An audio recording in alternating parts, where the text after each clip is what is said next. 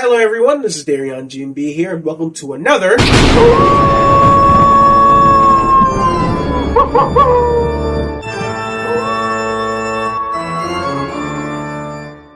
And it's what I can assure you, if you already couldn't tell, may be our biggest spooktacular yet. Starting off with yet another classic horror franchise. We'll be venturing through the land of dreams to go over the Nightmare on Elm Street franchise. With this series, it's the same song and dance as the previous ones I've taken a look at with these spooktaculars, and spoiler alert, it's gonna be the same thing when I do Halloween next year. My relationship with this franchise consisted of me being scared like a little bitch anytime I attempted to watch them. I only remember watching a handful of movies to their completion, that being the original, Dream Warriors, New Nightmare, and the remake. Oh, fuck me. Like with the Friday series, most of this is basically gonna be a first-time watch for me. So with that said, let us venture off into the original, A Nightmare on Elm Street. A Nightmare on Elm Street is a slasher film directed by the late great Wes Craven and released in November of 1984. The film centers around a high schooler named Nancy Thompson, as well as her other friends being haunted in their dreams by a burnt man with finger knives who goes by the name Fred Krueger. But when he kills them in their dreams, they die for real. Now, in contrast to how I view the beginning of the Friday franchise, I think this movie is friggin' great. Seriously, this movie is a true gem. The base premise alone is already incredible. I know nowadays it's not a big deal because we've had a bunch of crazy cool horror shit since then. And hell, I don't even fully know if it was a big crazy thing around the time it released, but the idea of a dude coming through your nightmares, feeding on your fear, and if he kills you, you die that same way in real life, oh, that shit is just devilishly creative. Because it plays into the kind of thing that most people aren't going to be able to naturally escape from, that being a nightmare. And the film does such an excellent job at capturing that. The way so many characters seem to be going about their regular lives, then seamlessly drift off into the dream world, where Fred can do anything to torment and kill you, and there's no way of knowing if anyone will be able to help you. This shit is chilling as hell, man. I want to talk about Freddy when I go over the characters in just a bit, but I will forever love the build-up to him and the lore behind him. The idea that a dude who went around killing kids would then get hunted down and burned alive by the parents of the neighborhood, which in turn led to him becoming some fucking dream demon that kills their kids while they sleep, is fucking insane. And I love every bit of it. But I also love how the movie kind of does a slow build-up to this reveal, with having that creepy-ass nursery rhyme being used every once in a while.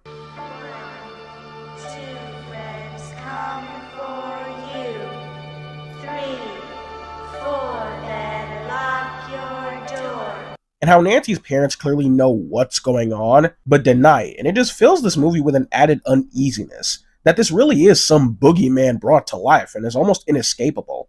I also think the little stuff they do with their dreams are really creative. Being able to pull things, and even Freddy out from the dreams, is just a really nice touch to go along with him being able to kill them in their sleep. It's just a nice added effect. I like where stories establish these characters as being super powerful and stuff, but there is also a drawback to that power our heroes can exploit. And this one I think lends itself well to the base premise. This kind of thing does get somewhat ruined by the ending, but I'll get to that in just a bit. I absolutely love this movie's music and score, man. I love how so much of the score has this super light and almost ethereal sounding vibe, but with a hint of menace behind it. I even like how they managed to sneak in the little nursery rhyme into it as a leitmotif. Talking about music is tough for me because there isn't much I can say besides whether it sounds good or bad, without just wanting to play clips so y'all know what the hell I'm talking about, but trust me, this shit is really good. I especially love the kind of funky chase music they had whenever Freddy's going after somebody. I just really vibe with it. The Friday series had a couple of cool similar tracks like that as well, and I just think it's kind of fun. And it really does a good job of making you feel frantic and panicky.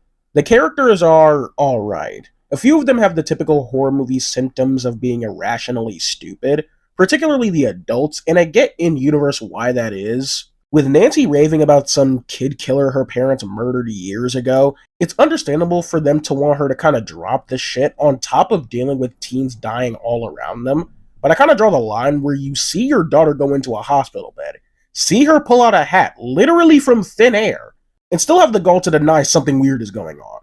On top of some of the genuinely absurd ways some of these niggas die, and these motherfuckers don't even want to entertain the idea that something supernatural could possibly even be going on. Nancy's parents in general for this story I found to be a little weird, and I don't necessarily mean that in a bad way.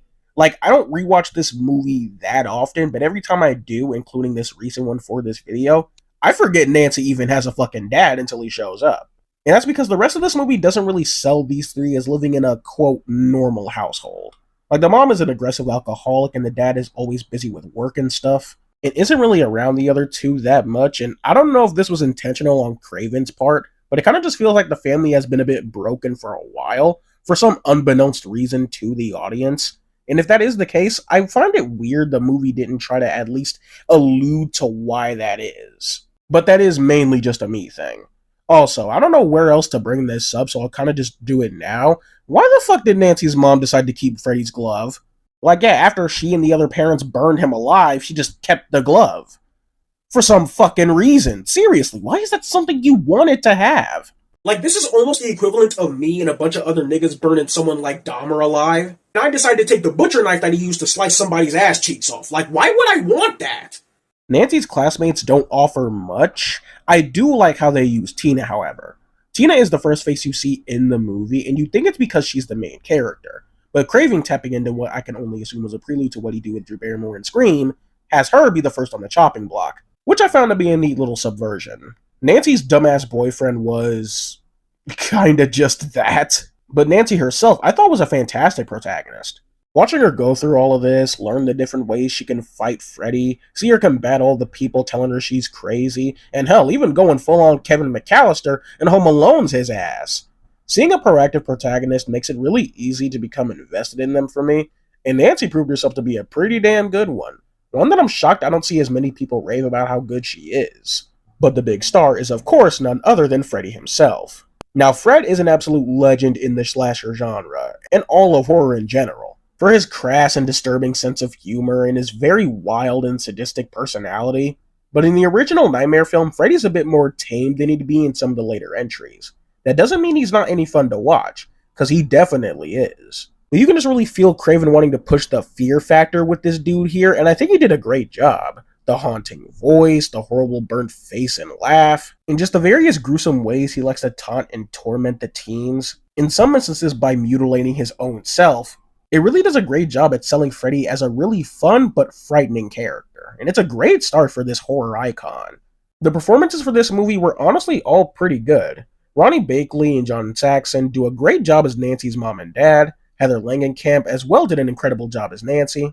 Johnny Depp, despite this being his first theatrical debut, did a decent job as Glenn. And of course, Robert Englund did an immaculate job as Freddy.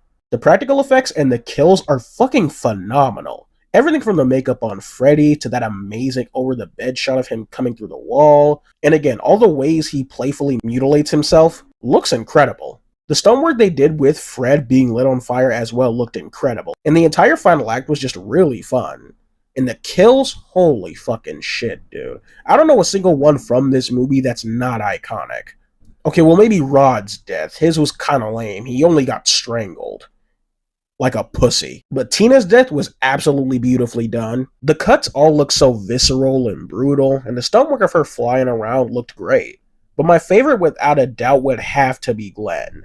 I don't even know if I can put into words how much this death just kind of tickles my brain. It might just be the Evil Dead fan in me getting all giddy at the sight of an amount of blood. I don't think any human is capable of carrying in their body, but I love it anyway. I also find it hilarious how with Glenn, Freddy just wanted to make a big show out of his death for no fucking reason. Every kill up to this point had been made to look like a suicide, or someone else had just murdered them, but with Glenn, no, Fred just wanted to be a big drama whore for the fun of it. On this recent rewatch, I kind of came up with my own headcanon for this moment, being that because Glenn was a non-believer whenever Tina or Nancy brought up Freddy, Krueger had it out for him personally. And I think that kind of just makes his death all the more hilarious, on top of it being just very over the top. The one thing that kind of brings this movie down for me, though, is the ending. The entire final act sequence, like I said, was really fun. And like I mentioned earlier, with all the different stuff they did with the dreams, I do like that the ultimate weapon against Freddy is to absolve him of all the fear you've given him. He's just a bad dream, and once you take that power away from him, he's done. It's cute, and it wraps up the story in a nice little bow. Except it doesn't. Yeah, instead of a happy ending, we instead get sequel bait, with Freddy coming back after the kids and Nancy's mom. Which is just... why? It just kind of takes away from what you had going on, and I'm just not really a fan of it. Overall, A Nightmare on Elm Street was fantastic. It has its problems here and there, with the competency of certain characters being annoyingly low. But overall, we have an incredibly fun premise with an extremely fun killer, a premise that invites cool opportunities and concepts that I think were handled pretty well, pretty solid performances all around, and incredible practical effects and kills. The original Nightmare on Elm Street is just a bloody good time. Now let us move on to A Nightmare on Elm Street Part 2, Freddy's Revenge. Freddy's Revenge takes place 5 years after the original. Hold on, wait a second. And centers around a high schooler named Jesse, who, after he and his family move into Nancy's old home, is attacked by none other than Freddy, and he attempts to come back through using Jesse's body. This is a very strange sequel. I watched these movies back to back for this video, and the stark contrast between this film and the first is distractingly noticeable. When I saw that Wes Craven didn't direct this one, I was shocked, as I, and this is kind of more my fault than anyone else's, at least thought Craven was on board for most entries in the franchise. And then I fucking looked it up and he only did fucking 2 of them. What the hell? Anyway, the drop in quality as far as presentation goes is apparent almost from as immediately as when the title card pops up. Nothing about this whole opening sequence really compares to the one from the original. The music, the cinematography, the visuals, it all just feels like a step down for me. To me, there wasn't any of that sense of ambiance or any of that chilling eeriness from the original film, and the movie as a whole doesn't get that much better either. I felt like this movie's existence, or at the very least this particular story they wanted to tell, kind of steps on the toes of the original a bit. Because the whole premise of Freddy wanting to come back to life via possessing Jesse, in order for him to come into the real world, doesn't make that much sense when in the first film they established Freddy as kind of just being a regular dude in the real world. He doesn't have all these crazy-ass powers. Or well, maybe he does if what he did to Nancy's mom is anything to go by. But my point is, Fred at the end of that film, in the real world, didn't have all those crazy, weird-ass dream powers and shit. So I just find it dumb how he wants to come into the real world where he's significantly less powerful. Like, it'd literally take a shot to the head to take his ass out. Or maybe it wouldn't, because What's-Her-Face tried stabbing him and that didn't work, so who fucking knows, actually. The premise for this movie's story I wasn't too big on, and I guess I'll bring this up now because I don't know when else it'd be appropriate, but there is one thing I knew about this movie before I watched it for this video. This is one of the Nightmare films I had seen bits and pieces of, but never sat down and watched all the way through until recently. Despite that, there is one thing I always knew about it going into it, and that it's basically the gay Nightmare on Elm Street movie. But I'll tell you, nothing could have prepared me for what that truly entailed. Like, I thought it'd just be 1 or 2 little scenes, or maybe just a little theme gently sprinkled into the movie or something. Nah, this is easily one of the gayest movies I've ever seen in my life. The film and some of the scenes, character interactions, and dialogue has some extreme homoerotic undertones, and I'm gonna be honest, I struggle to even call it undertones because it's so blatantly in your face some of the time. And I need to preface that this being in the movie isn't a problem, it's how they integrate all this stuff into the story that gives me pause.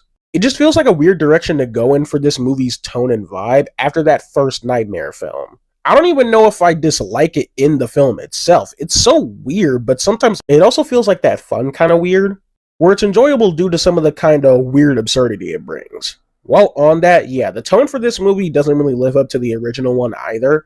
You heard me briefly allude to it a bit ago, but the scares and creep factor just did not hit in this one. I can only remember a few standout scenes of Freddy doing shit, and that's kinda it. I'm also not really a fan of how this movie executes certain scenes. Things just kinda happen sometimes. Like the bird that for some reason becomes evil and tries to kill the family, then it just bursts into flames. Just because. There are also a lot of scenes that just kind of feel thrown in there and aren't interconnected in any interesting or coherent way, I feel. The characters in this movie, I didn't really like all that much either. I feel like some of the writing choices were a little weird. I didn't like Jesse's family at all. That coach character is really fucking weird. I mean, Jesse as a main character was fine, but that's kind of it. I enjoyed the little dynamic he had with his boyfriend Ron, and yes, I said boyfriend because these two have significantly better chemistry than the actual main relationship in this movie. Or maybe they don't and I'm just too hooked on that toxic yaoi shit, who knows. Yeah, Jesse and What's-Her-Face didn't really have any convincing chemistry for my taste. Freddy himself as well was just very subdued compared to the last one. He doesn't have that much of a fearful presence like he did in the last one, and it's hard for me to put my finger on as to why that is. There was one instance of him being scary for me, and it's when he peeled his brain back. That was fucking disgusting, and I loved it. There's an entire set piece that revolves around Freddy killing a bunch of teens at a party, and I just couldn't give any less of a shit. Again, the presentation just doesn't invite a chilling atmosphere that a character like Freddy should have. Not to mention, his personality is just so dialed back, it's hard to have as much fun with his character compared to the first one. Also, might I add, this possession thing came right the fuck out of nowhere. I already went off about how I think him wanting to re-enter the real world is dumb, but the entire possession plot in general just kinda doesn't work for me. And the reason for that is because the movie itself doesn't try to naturally bleed into it in any way. This movie just really didn't do anything to naturally warm up the viewer to this concept, especially considering all the stuff they established in that first movie. The acting for this movie is alright. Like, to me, there aren't any standouts like Nancy and her parents in the first film. Mark Patton, who plays Jesse, I think does a solid job, though. When he goes full frantic and panic mode in some of the various scenes, he absolutely kills it. And I'm shocked not many people talk about how fantastic his scream is.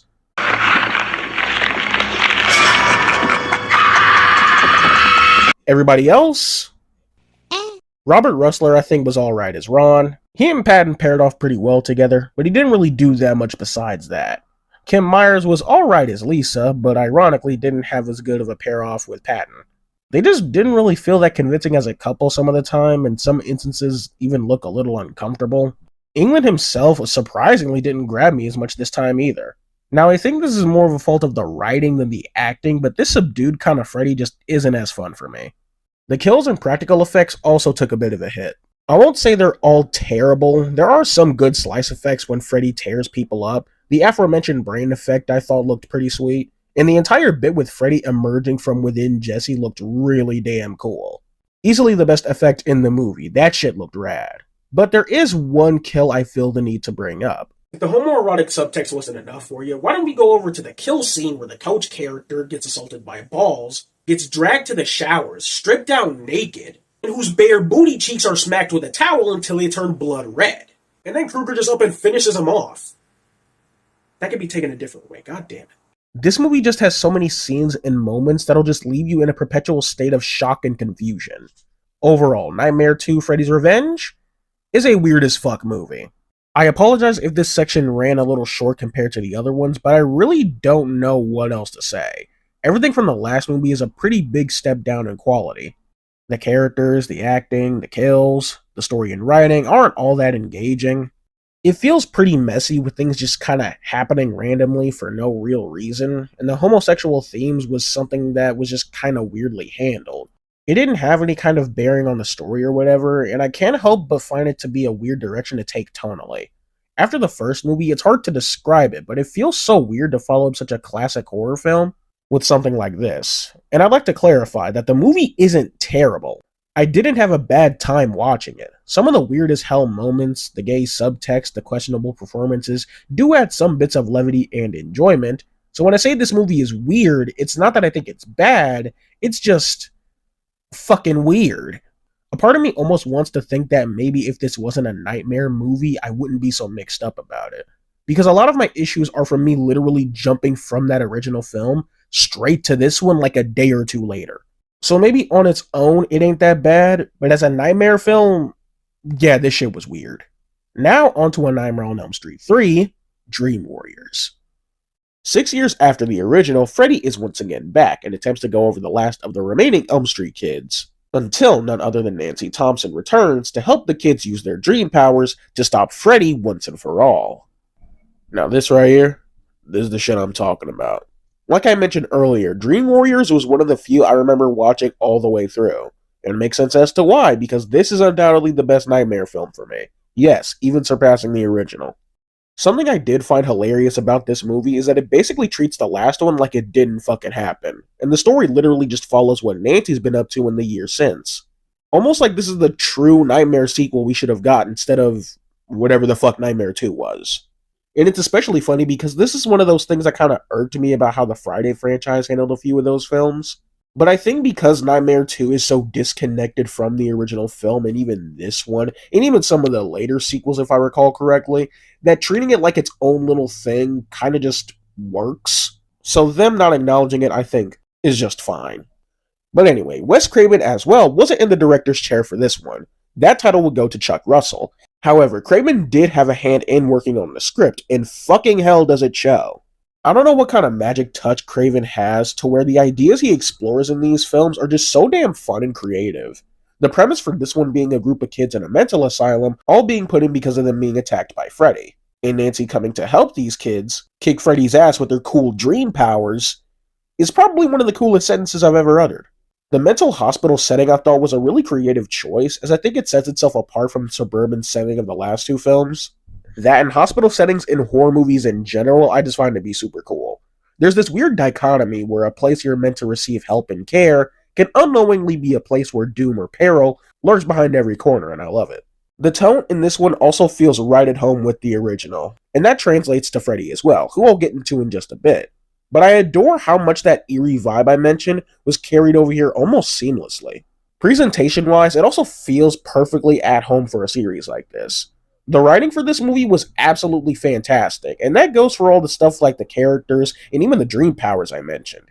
Not to throw more shade onto the last film, but this is how you introduce a new concept into this series. Play within the wheelhouse of what was previously established, while still not being afraid to go buck wild. The dream powers are intrinsically tied to the characters and their story, so I won't go too in-depth just yet. But I just love how much personality each little power gives each character, as well as how they reflect whatever personality traits or inner turmoil each character has going on. It's really fun and just works to make the characters more endearing in my opinion. Another fascinating element is the new pieces of lore they give Freddy. Yeah, they go full-on origin mode with Krueger, and it's about as insane as you'd think a Freddy Krueger origin would be. A young girl on the staff was accidentally locked in here over the holidays. The inmates kept her hidden. She was raped hundreds of times. That girl was Amanda Krueger. Her child, Freddy. The bastard son of 100 maniacs. The bastard son of 100 maniacs. Holy fuck, that is insane. I also always just really loved that little title they give Freddy. It sounds metal as fuck, and I don't think it'd be out of place in a death metal album. I also like some of the fun extra stuff, like the little subplot with finding Fred's remains, because apparently that's the only way he can be laid to rest. Except it fucking isn't, but whatever. I thought for this story it was a neat little addition to see where the parents hid Fred's body. Something else I find interesting is how Nancy's house constantly has a role in these following films. In Nightmare 2, Freddy presumably only goes after Jesse because his family moved into Nancy's house. Now here in the dream world, he turns it into his own personal playground to chase Kristen in the beginning of the movie, and I always just found it so fascinating that he chose Nancy's house instead of someplace like his boiler room. The character work in here was absolutely spectacular. The new kids on the block being Kristen, Kincaid, Taryn, Will, Joey, Philip, and Jennifer. And I thought they were all great. The film did a good job at introducing them to you and their unique little quirks and personality traits, and it did a great job at getting you to emotionally connect with them. The film shows how helpless all of these guys are, and it does a good job at getting you to want them to survive, which can be said for most horror movies. I have a big level of respect for any writer for a horror flick that can make me care about several characters to the point where I don't want them to be added to a body count. I'll briefly go over them individually, as well as their dream powers, because I think that's fun. Kristen as our pseudo-main lead I thought was pretty good. I like how much she kind of feels like another Nancy in a sense. Not in a copy and paste sort of way, but the two have a more kindred spirit thing going on, with them both having kind of similar life experiences outside of dealing with Freddy. But in my opinion, Kristen is just kinda worse off than Nancy was. Where Nancy had distant parents, she at least had a wide group of friends under her belt. With Kristen, she has a distant parent, but fucking nobody to fall back on. So she feels just kinda lonely and isolated, and I like how that translates to her dream power, to being able to pull other people into her dreams, which is really cute in the way it's used throughout the story. But not just that, she also has some kick-ass gymnastic skills, which isn't nearly as impressive or interesting, but still cool nevertheless. Kincaid, I thought was a freaking riot, man. I'll say, he was kinda on the annoying side for me in the beginning, but the dude really grew on me over the course of the story.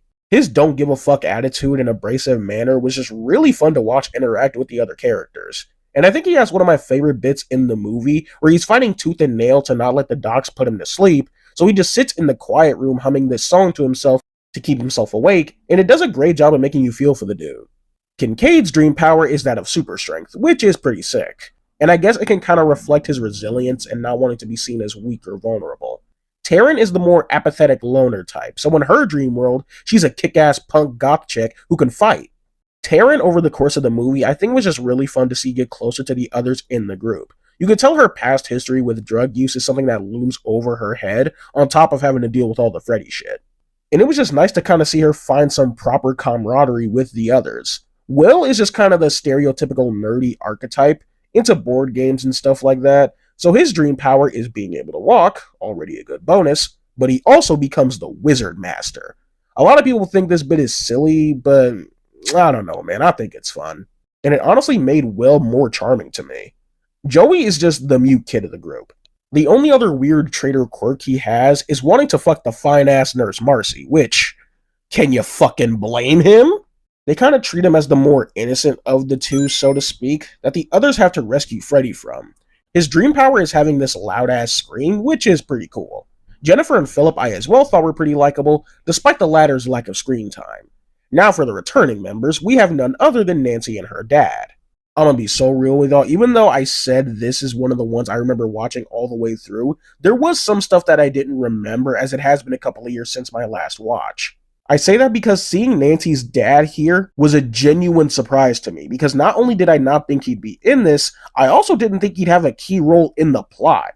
To go over Nancy first, I love her role in this story as being a sort of guardian for the new kids. She's been in their shoes before, dealing with Freddy, not having anyone believe them, and the connection they all form with each other is really sweet. And I love the stuff they did with her dad as well. It's clear in the years since the two aren't on good terms with each other. And that's saying something, because they already weren't on great terms in the original film. But I love how throughout the course of this story, he tries to work to right the wrongs he's done by Nancy over the years. And I don't know, maybe I'm reaching again, but it also seems like that goes for stuff that happened before the events of the original film. But maybe I'm just overthinking shit. And I'll go over the ending in a bit, but I love how great of a job this movie did with serving as a closing of the chapter for these characters. Another thing I didn't remember from this movie was that Nancy fucking dies. I mean, I remember for a fact she doesn't appear in any of the following ones until New Nightmare, except that technically isn't Nancy, but whatever. Yeah, man, I was genuinely surprised they killed her off in the end. But the more it went on, the more I thought this was a pretty good way to close out her story. She fought relentlessly to save the last couple of kids, and it's a pretty good and tragic ending for her story. Hell, for her dad as well. I didn't think he'd fucking die too. But again, this was such a great ending for these two characters in my opinion. We do have some other noteworthy characters, like the bitchy doctor lady. Now, as annoying as she was writing-wise, I think she was handled fairly and realistically well. The creepy nun lady, who was revealed to be the ghost of Freddy's mom, Amanda Krueger, was a neat little addition. And Dr. Neil Gordon, I also thought was pretty good. He had a really interesting journey throughout the film. He of course starts off not believing Nancy and the other kids about Freddy, but with the constant interference of Amanda Krueger, you see someone who kind of prides themselves on logistical sciences and stuff slowly humor and entertain the others if he thinks it'll genuinely help them, until he's just thrusted into this shit completely. And from there, he plays a key role in defeating Freddy, and I just think it was an interesting way to go through the whole non-believer to believer kind of storyline. And then there's old Fred himself. Needless to say, peak Freddy Krueger right here. No doubt about it. This is the Freddy Krueger everyone knows and loves. All the one-liners and sadistic charm is really elevated in this movie, and it works to not only make Freddy scary again, it also just makes him even more fun to watch than he already originally was. This movie is home to a lot of really cool set pieces and effects that I'll go over shortly, but also some of the funniest and most iconic Freddy effects and one-liners. This is it, Jennifer. Your big break in TV. Welcome to prime time, bitch. All of the performances for this movie I thought were top-notch. All the actors who played the kids I think did a great job bringing them to life. Not to mention, their chemistry among one another was really strong and convincing. I'd be genuinely shocked to find out if some of these guys didn't like each other, because their chemistry among one another is just that good to me. Heather Langenkamp was once again fantastic as Nancy, same with John Saxon as Nancy's dad. I was shocked to see Lawrence Fishburne in this movie, and despite his minimal role, I thought he was really good as Max. And Robert Englund, of course, does a kick-ass job as Freddy, balancing that crudeness as well as that super fun sadistic side perfectly. Something else this movie did an exceptional job with was the practical effects and kills. Stuff like the stop motion effect and the TV transformation was just really fucking cool. Oh, and the goddamn Freddy worm thing looked sick as hell. I love how they even go full Army of Darkness, and before anyone says it, I know this movie came out first, shut up. With having Freddy's remains come to life and cause trouble in the real world. It's just one of those things that's kind of absurd, but still pretty fun. But easily my favorite effect is the one where Freddy pulls his shirt and reveals the previous victim sealed within him. That shit is just grotesque and horrific as fuck, and I loved every single bit of it. As far as the kills go, a majority of them are fantastic. I love the whole puppeteer bit Freddy did with William. Having his tendons come out of his arms and legs and being pulled by him just makes me do a hard recoil every time I see it. And I especially got a kick out of the visual with Freddy in the night sky cutting him down. It was great. Might be my favorite sequence in the whole movie, honestly. The TV effect and kill was once again very cool. And something else I got a kick out of is just how much some of these kills reflect the past traits of our characters. It's nothing groundbreaking, but it's just another thing that adds to Freddy's sick and twisted sense of humor, and it's fun. Like Jennifer being ambitious about being a TV star, or Taryn's history with drug use. Let's get high.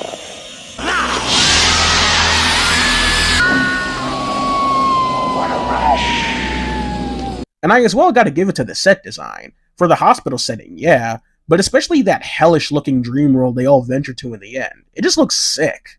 One last thing I want to go over, that being the ending. The ending of this film is undoubtedly the best of the 3 films we've covered thus far, and that mainly has to do with the fact that it is a legitimate ending. For the most part, at least. I didn't talk about the ending of Nightmare 2 because it's kind of just the same problem the original's ending had.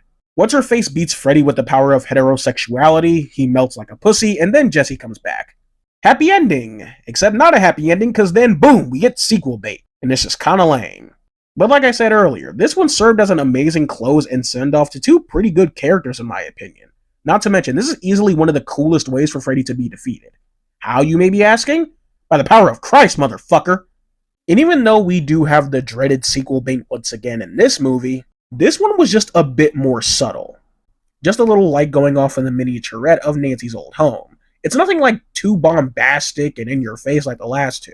That just kind of distracted from the story's true ending, so I like this one more because of that. Overall, A Nightmare on Elm Street 3 Dream Warriors was such a frickin' blast. A perfect return to form after the questionable direction in Nightmare 2. The premise and concepts used and established in this film were really fun and creative. Most of the characters were well written and performed, doing a great job of getting me to care about the cannon fodder before they're ultimately done in. It brings in a great balance of cruel yet fun for Freddy, and perfectly sets the tone for how I think Freddy should always be handled. And an ending that brilliantly wraps up the stories of not only this group of characters, but also ones from before. Yeah, as a whole, Dream Warriors was just amazing.